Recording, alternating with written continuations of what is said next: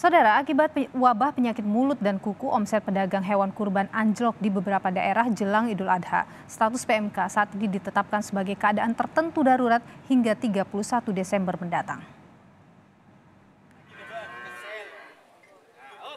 Di Surabaya, Jawa Timur, sejumlah pedagang hewan kurban mengeluhkan penurunan omset akibat penyakit mulut dan kuku. Menurut salah seorang pedagang hewan kurban di Semolawaru, pedagang tak bisa menjual hewan kurban sebanyak tahun sebelumnya. Para pedagang menyebut calon pembeli rata-rata khawatir hewan kurban yang dibeli terjangkit penyakit mulut dan kuku. Karena adanya wabah PMK. Tahun ini ada berapa hewan sapi yang dijual, Pak? Ya kurang lebih 100. 100. Yang sudah terjual kira-kira dari 100 itu? 50. Di Ponorogo, Jawa Timur, pedagang sapi di pusat penjualan hewan kurban di Babadan juga mengalami kerugian cukup besar.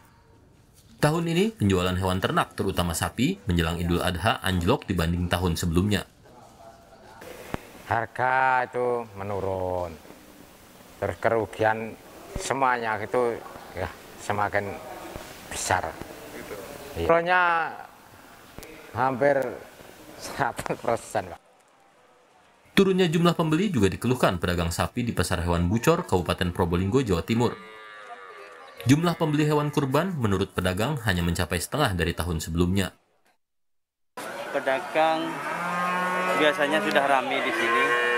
Dengan adanya PMK ini, ya kayak gini sudah keadaan di pasar. Selasa di Bucor sangat berkurang.